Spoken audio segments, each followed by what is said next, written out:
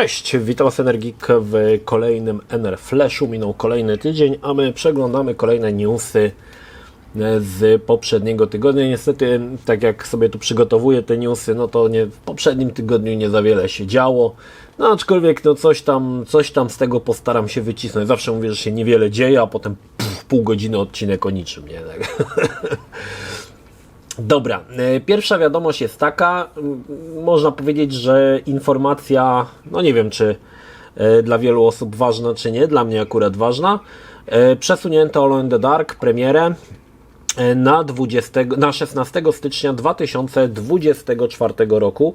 Wcześniej gra miała się pokazać 25 października 2024 roku, ale ponieważ jakoś tam 2 dni później albo 2 dni wcześniej wpadał Alan Wake 2, więc no jedna z tych gier, no i nie boję się tego powiedzieć, i byłoby to Alone in the Dark, po prostu by zniknęła przy tak dużej marce, jaką jest Alan Wake. Dlatego postanowiono grę przenieść i będzie ona dopiero w nowym roku. Szkoda, bo ja bardzo czekam na Alone in the Dark, jestem mega zajarany, jestem jedną z tych pewnie osób, które chętniej by zagrały w Alone in the Dark niż w Alan Wake'a 2, ale no cóż, rozumiem to podejście, bo dwie podobne gry w tym samym czasie i no jedna jest potężną marką od potężnego dewelopera, a druga to musiałoby się źle skończyć dla Alone in the Dark, no niestety.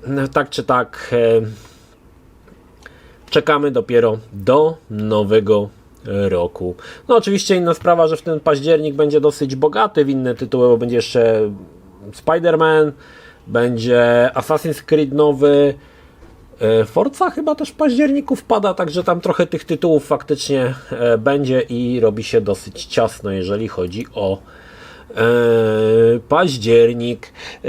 Kilka informacji na temat Like a Dragon, The Man Who Erased His Name, głównie tutaj związanych z grami, które pojawią się, czy też minigrami, które pojawią się w Yakuzie. Jak wiemy, oni zawsze, seria Yakuza zawsze wrzucała mnóstwo minigierek, tym razem będzie ich o wiele więcej i tutaj naprawdę, no oczywiście to wszystkie gry są jakby tytułami, które były wyprodukowane tak naprawdę przez Segę, ale na pewno ta część będzie miała naprawdę mnóstwo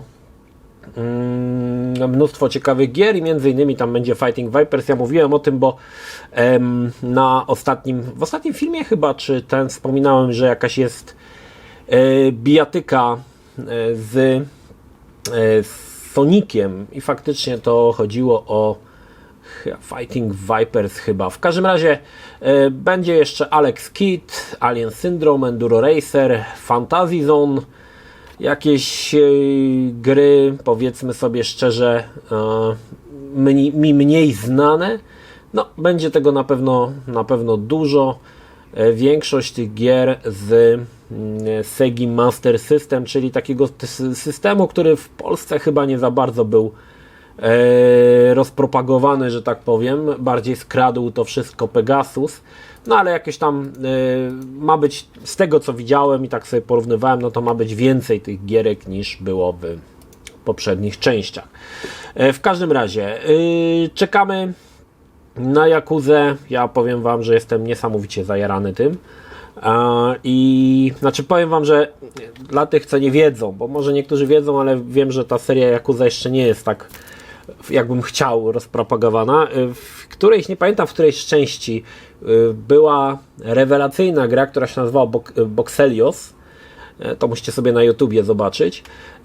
To była gra, która była jakby przygotowana pod Yakuzę. To nie był tytuł, który wcześniej gdzieś się pojawił i było to na tyle fajne, że mieliśmy na przykład, walczyliśmy w każdej misji, walczyliśmy z bossem, na którego pokonanie mieliśmy kilka sekund.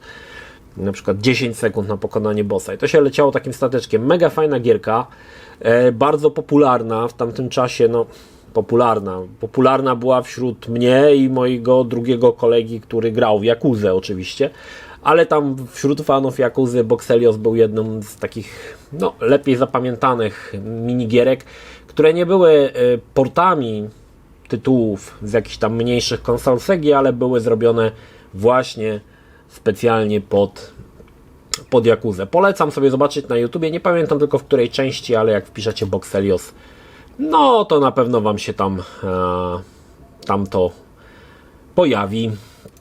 Dobra, ciekawa informacja, że Black Flag, Assassin's Creed Black Flag zniknął sobie ze Steama. Co to może powodować? Ano to, że bardzo prawdopodobne, że Black Flag Remake jest coraz bliższy wydania. Miejmy nadzieję, że chodzi tutaj o remake Black Flaga, a nie o nadciągające w ciężkich bólach rodzący się Skull and Bones. Zobaczymy. W każdym razie Black Flag, powiem Wam, że jest to jeden z najfajniejszych Assassin's Creedów w mojej opinii, który tak naprawdę nie jest Assassin's Creedem. Jest bardzo fajną grą o piratach, ale jeżeli chodzi o serię Assassin's Creed, no to jest kiepską grą, która rozwija uniwersum, może tak, ale jest naprawdę mega fajną grą o piratach. No i powiem Wam, że jest to dość możliwe, że Black Flag w wersji zremakeowanej się pojawi. Zresztą Ubisoft od jakiegoś czasu remakeuje swoje Assassin's Creedy. Nie wiem, czy pamiętacie, ale była trylogia Ezio, był Assassin's Creed trójka też zremakeowany. To mało osób wie w ogóle o tym, że była trójka w ogóle, ale była, bo mam na Xbox One wersję. No i teraz by wypadało właśnie, żeby Black Flag się pojawił w wersji remakeowanej. O ile te pierwsze 3 części, znaczy ta trylogia Ezio była no taka sobie, o tyle trójka już była całkiem nieźle zrobiona i spodziewam się, że i Black Flag też będzie zrobiony dobrze.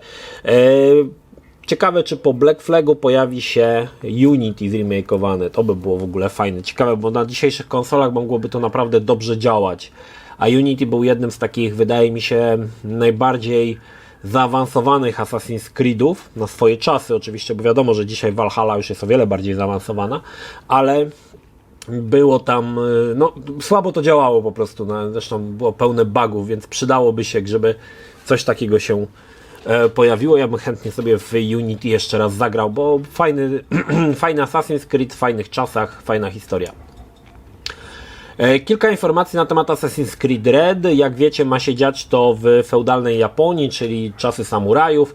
Ja tutaj wspominałem wielokrotnie, że jest tutaj pewne niebezpieczeństwo, że gra będzie przyrównywana oczywiście do Ghost of Tsushima, więc, no ale zawsze to będzie ta druga gra, tak? Zawsze Ghost of Tsushima będzie tą pierwszą grą, która powiedzmy zrobiła grę o samurajach w dużym, otwartym świecie. Ja wiem, że wcześniej były też Yakuza, ale chodzi mi o takie open worldy bardziej, więc zawsze będzie tutaj troszkę na straconej pozycji, ale myślę, że Ubisoft jest w stanie to z tego wyjść obronną ręką. Kilka informacji się pojawiło. To, co mogę Wam powiedzieć, że gra będzie miała 2 bohaterów, to już się od dawna ciągnie. Wiadomo, że kolejny Assassin's Creed również będzie miał 2 bohaterów, chociaż Mirage będzie miał jednego, ale te większe odsłony zawsze miały, znaczy od jakiegoś czasu miały 2 i teraz też będzie 2. No i ma być w ogóle tu jakiś samuraj afrykańskiego pochodzenia. Podobno faktycznie był ktoś taki, ale dlaczego akurat wybrali tego jednego, nie wiem, afrykańskiego pochodzenia. W każdym razie drugą ma być jakaś kobieta, no to zawsze jest kobieta, mężczyzna tam do wyboru, to wiadomo.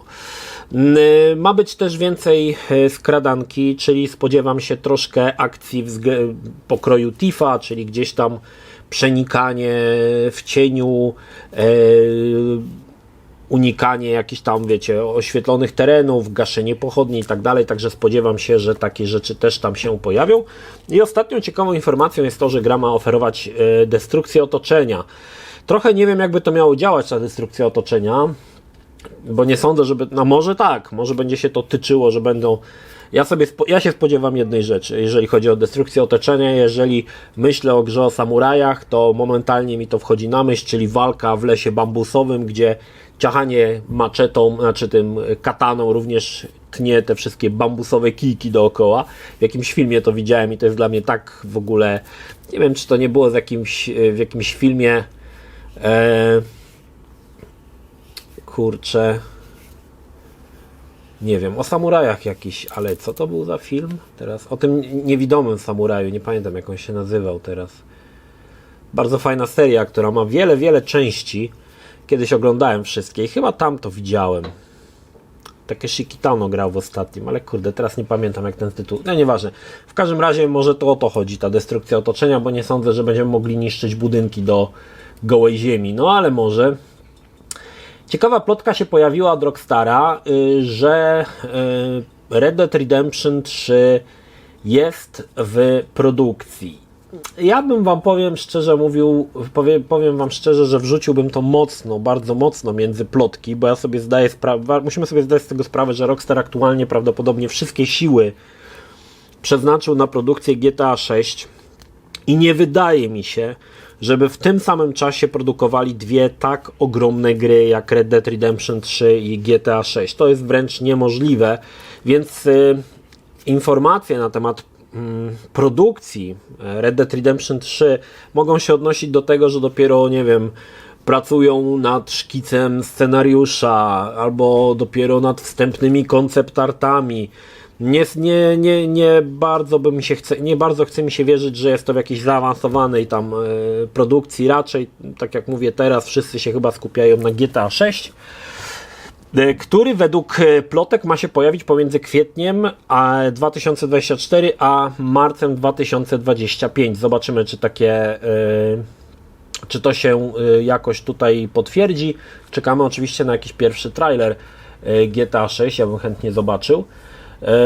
No, mają jeszcze na to w sumie rok, więc no, troszkę więcej. No, ale myślę, że niedługo jakieś pierwsze trailery będziemy mogli już zobaczyć. Zresztą Rockstar zawsze tak dosyć podchodził do tego oszczędnie, jeżeli chodzi o trailery. Nie zasypywał nas jak CD Projekt.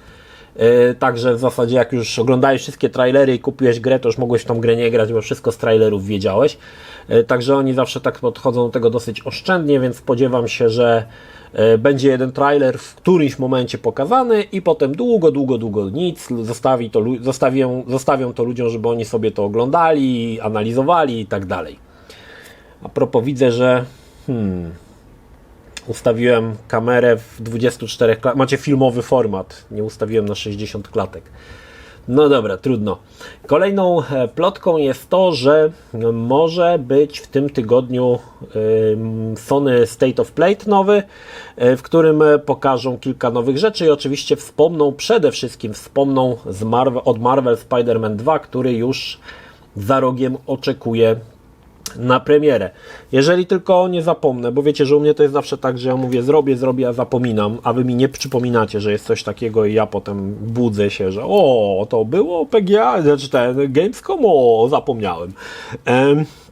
W każdym razie, jeżeli będzie i nie zapomnę, no to zrobię dla was oczywiście też streama sobie zrobimy ze wspólnego oglądania stanu talerza z Sony.